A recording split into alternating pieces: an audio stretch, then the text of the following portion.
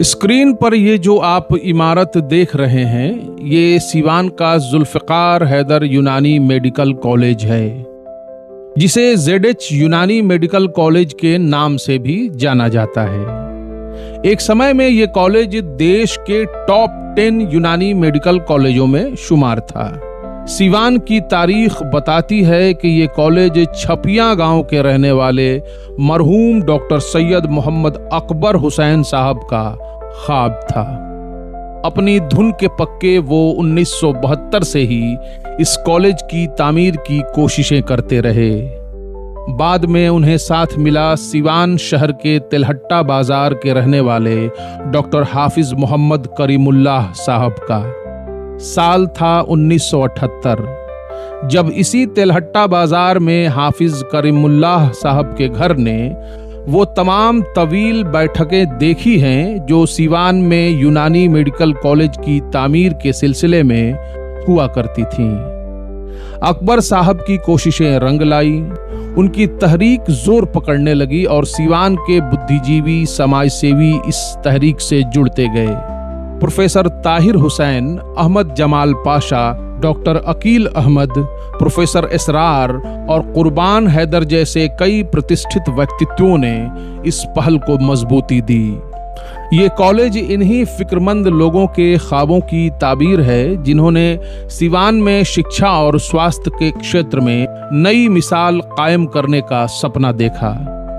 1979 में इस कॉलेज की शुरुआत सीवान के पुरानी किला स्थित इस्लामिया कॉलेज के 2 कमरों से हुई, जहां टीचर कई मुश्किलात का सामना करते हुए बिना किसी तनख्वाह के बच्चों को पढ़ाते थे।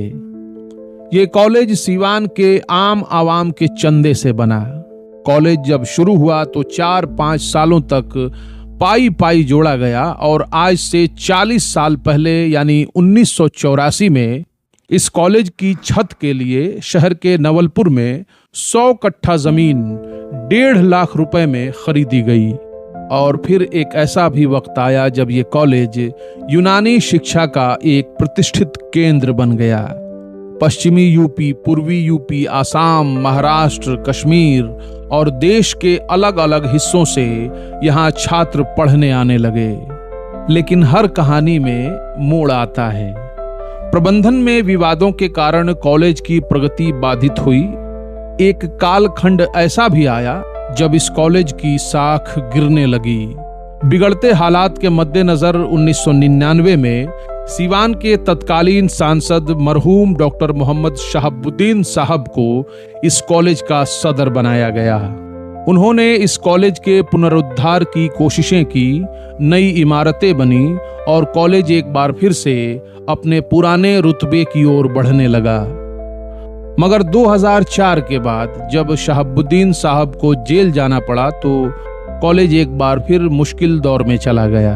प्रबंधन में खींचातानी के चलते 2011 में यहाँ पठन पाठन बंद होने की स्थिति आ गई।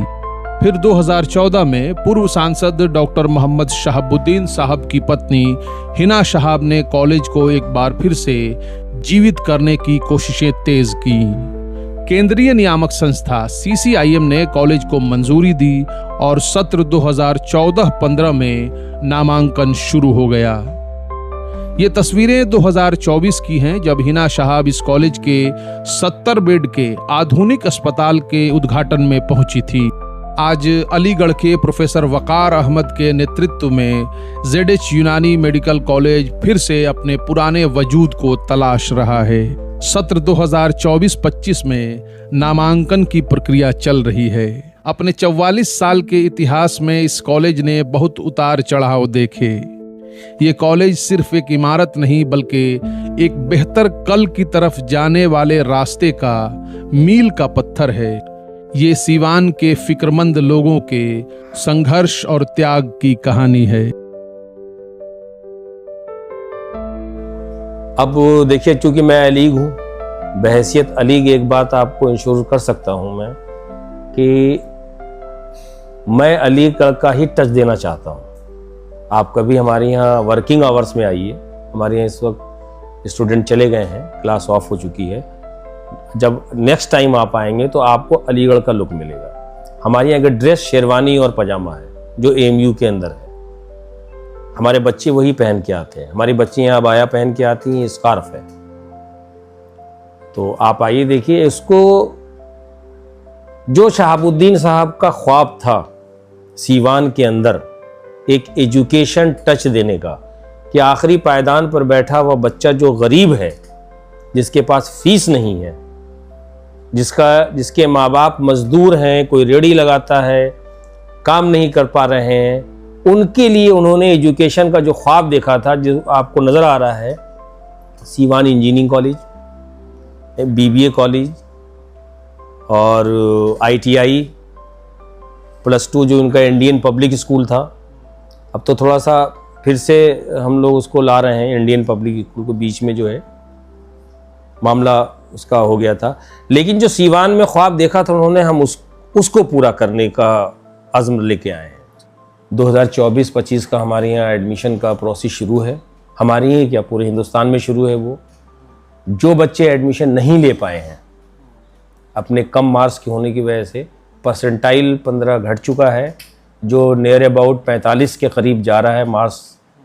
पहले 162 थे मार्क्स जनरल के लिए और 127 थे OBC SC ST के। तो अब 45 माइनस कर देंगे तो OBC SC ST आएंगे नियर अबाउट 85 और 117 इसके आएंगे जनरल के।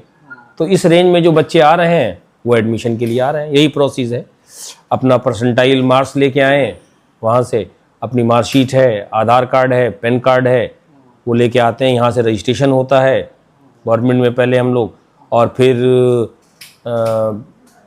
रजिस्ट्रेशन करने के बाद गवर्नमेंट का रजिस्ट्रेशन होता है ये, जिसमें 1300-1350 रुपये लगते हैं। उसके बाद वो चॉइस फिलिंग करते हैं, डेट आती है। चॉइस फिलिंग में वो कॉलेज को चॉइस करेंगे, first preference, second preference, third preference. उसके बाद फिल होने के बाद एक डेट आती है गवर्नमेंट की तरफ से कि फला डेट में वो लिस्ट हमको भेजते हैं कि आपके कॉलेज में इतने लोगों ने चॉइस फिलिंग किया है।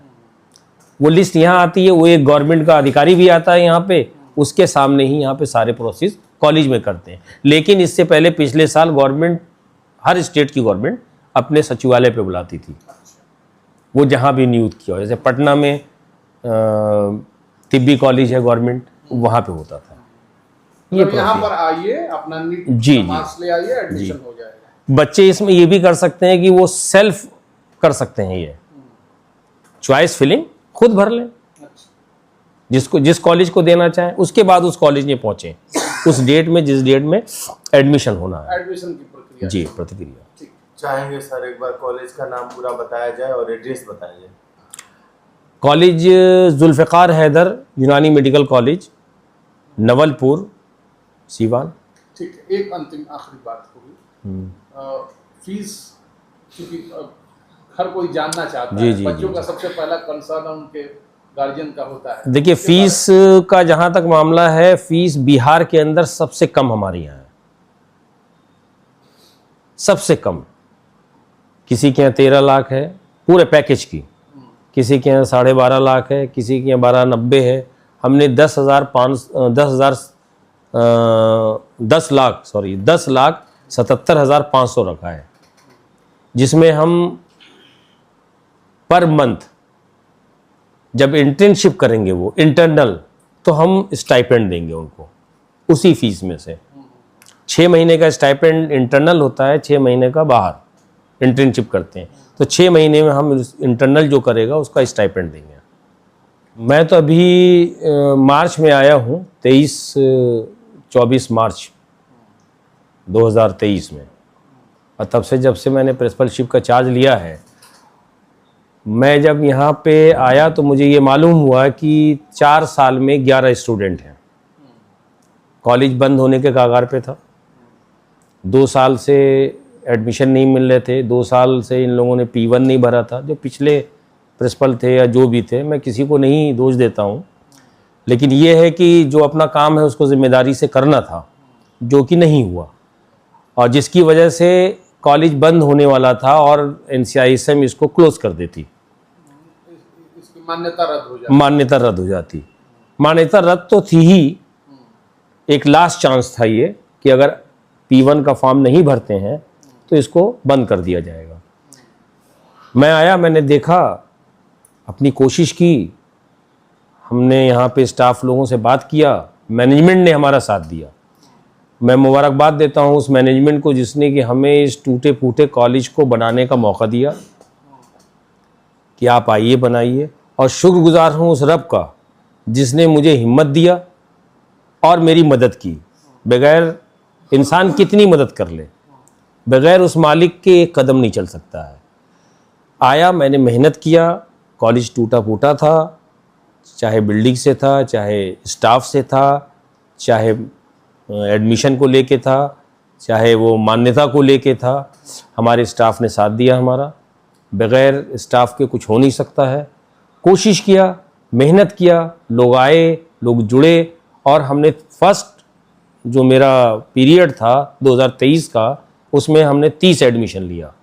कहाँ 4 साल में 11 एडमिशन थे, और हमने 1 साल में फर्स्ट स्पेल में ही हमने 30 एडमिशन लेके और हमने सत्र को शुरू कर दिया, और तब से चला आ रहा है ये। अब ये 2024-25 का है। इस काउंसिलिंग में अभी हमारे 25 एडमिशन हो चुके हैं, और फिर अभी 10, 15, 20 और हो जाएंगे। 50 सीट हमको मिली है यहाँ पर। 50 में से एफिलेशन इस साल हमारे यहाँ जो हुआ है 45 सीट पे हुआ है, जिसमें से 24-25 एडमिशन हो चुके हैं। बाकी की प्रक्रिया चल रही है, इंशाल्लाह वो भी जल्दी पूरे हो जाएंगे। मतलब 50% सीट आपका भर चुका है? 50, हाँ 50 भर चुका जो है। NCISM ने 50 सीट आपको अलॉट 45 अलॉट किया था। 50 सीट हमें को मिली है, लेकिन 50 में से कुछ हमारी यहाँ फैकल्टी नहीं थी, जिसकी वजह से 5 सीट उन्होंने काट लिया। अच्छा सर, क्योंकि एक कॉलेज होने के लिए, मेडिकल कॉलेज होने के लिए BUMS की पढ़ाई यहाँ ZE इस्लामिया जी जी होती है, हॉस्पिटल भी अनिवार्य चीज है। जी जी आपके सामने इस कॉलेज का जो हॉस्पिटल है जी वो भी एक बड़ा चैलेंज है। बिल्कुल। अभी किस स्थिति में है उसके बारे में थोड़ा बताएं। मैं जब आया तो यहाँ पेशेंट का 0% था, पेशेंट आते ही नहीं थे। आज अल्हम्दुलिल्लाह 25, 30, 20, 25, 30, यानी ऑन एवरेज निकाला जाए तो 25 पेशेंट हमारे यहाँ डेली के हैं। पहले नहीं चलती थी OT, अब हमने OT शुरू किया। 2024 में हमने इसकी ओपनिंग कराया, जिसको कि मैडम ने किया, हमारी शाहबुद्दीन साहब की वाइफ हिना मैम आई, उन्होंने इस हॉस्पिटल का इनॉग्रेशन किया। उसके बाद से हम थोड़ा सा इसको रन कर रहे हैं, लेकिन बगैर पब्लिक के, बगैर सीवान के लोगों के कॉलेज हमारा या अस्पताल हमारा नहीं चल सकता है, जब तक कि हमें पब्लिक का सपोर्ट नहीं मिलेगा। पब्लिक को आना चाहिए। हमारे यहाँ डिलीवरी 5,000 रुपये रखी थी नॉर्मल, हमने ऑपरेशन की 15,000 रुपये रखी थी। इससे कम कहीं पूरे हिंदुस्तान में नहीं करा सकते आप। गवर्नमेंट की बात नहीं करता हूँ मैं, गवर्नमेंट में तो फ्री भी होता है, बल्कि उल्टा देते हैं वो। हमने अपनी पूरी कोशिश किया, उस कोशिश का नतीजा ये है कि 25 हमारे यहाँ पेशेंट 30-25 आ रहे हैं। हमारे यहाँ एक डिपार्टमेंट है IBT, इलाज भी तदबीर, तो फिजियोथेरेपी का आप छोटा भाई कह सकते हैं, जिसमें कपिंग होती है, मसाज होती है, एक्सरसाइज होती है, लीच होता है, हमाम बात करते हैं, स्टीम देते हैं, ये सारे उसके पेशेंट हमारे यहाँ ज़्यादा आ रहे हैं। मेरा नाम अब्दुल समद लारी है। मैं BUMS हूँ, यहाँ प्रोफेसर हूँ डिपार्टमेंट ऑफ फिजियोलॉजी में। नए प्राचार्य महोदय के आने की वजह से काफ़ी डेवलपमेंट हुआ है। असल में एक दौर था जो कॉलेज बहुत ही नामी हुआ करता था, बहुत अच्छा इसका ये था, लेकिन बाद में कुछ जो पुराना जो मैनेजमेंट था हमारा, उसमें आपस में कुछ इख्तलाफात हुए, उनकी नाइतफाक़ी की वजह से कॉलेज जो है वो पीछे चला गया। उनकी वजह से 4 साल लगातार हमको ऑफिशियल नहीं मिला, और इसकी वजह से ये पीछे चला गया। फिर अभी जो मौजूदा प्रिंसिपल साहब आए हुए हैं, प्रोफेसर वक़ार अहमद साहब, इन्होंने काफ़ी दिन रात इन्होंने मेहनत किया है, लगे हुए हैं, और बहुत फ़र्क पड़ा है। 1.5-2 साल में तो बहुत आगे चला गया है, और हम उम्मीद करते हैं कि इनकी क़यादत में कॉलेज और आगे जाएगा और तरक्की करेगा।